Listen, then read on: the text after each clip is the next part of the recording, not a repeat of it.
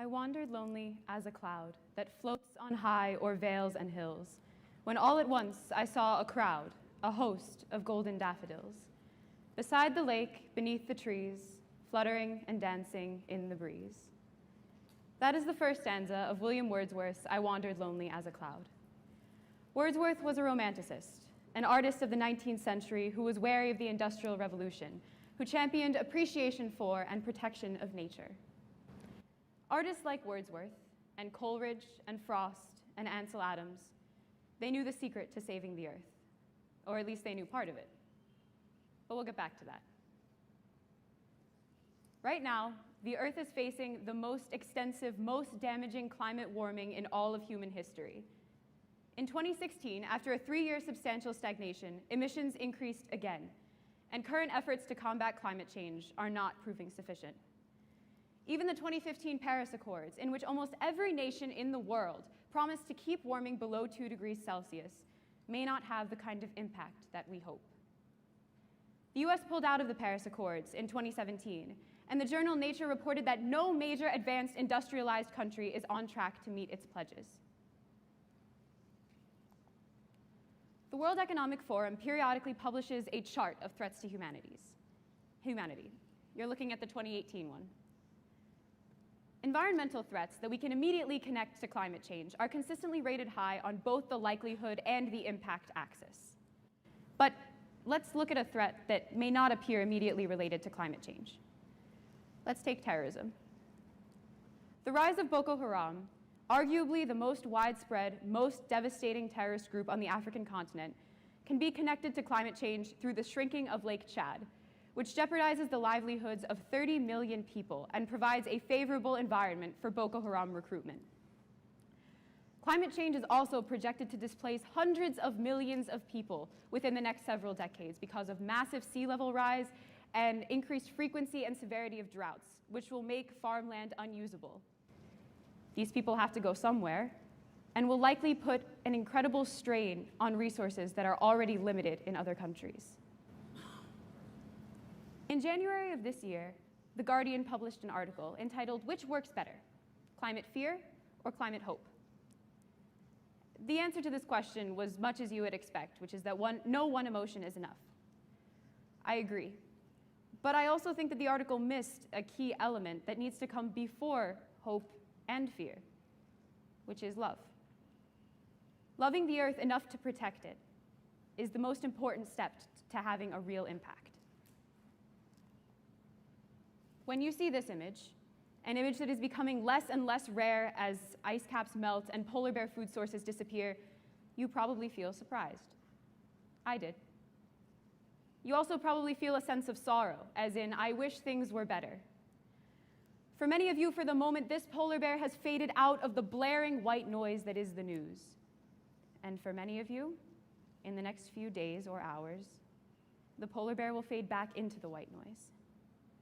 While we may fear climate change's effects when they are like this polar bear placed in front of us, it is a deeper love for the earth that will allow us to have a sustained interest in protecting it, as we would the people that we love. Just as it is important to consider the interconnectivity of global issues, it is also important to consider their solutions as multifaceted and requiring contribution from varied fields. Let's get back to how artists like Wordsworth fit in here.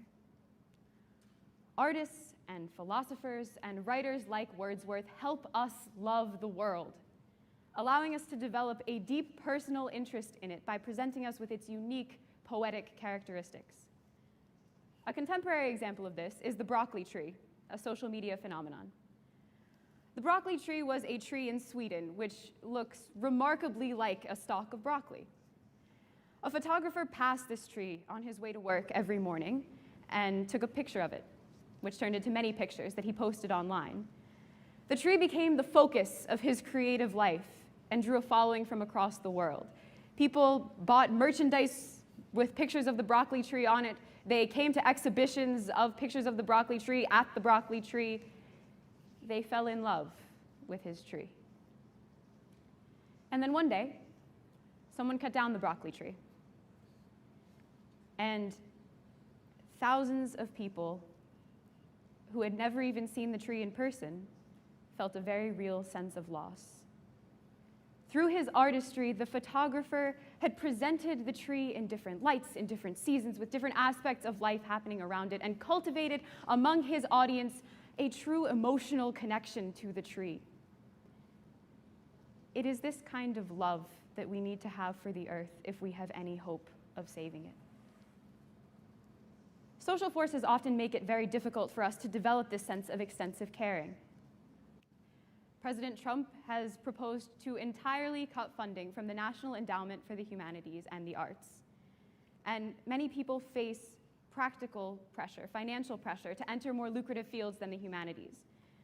The average engineer in his first year will earn about $65,000, whereas the average humanities graduate will earn about $46,000. Beyond even practicality, many feel that their contributions stand to be greater if they enter fields disparate from the humanities.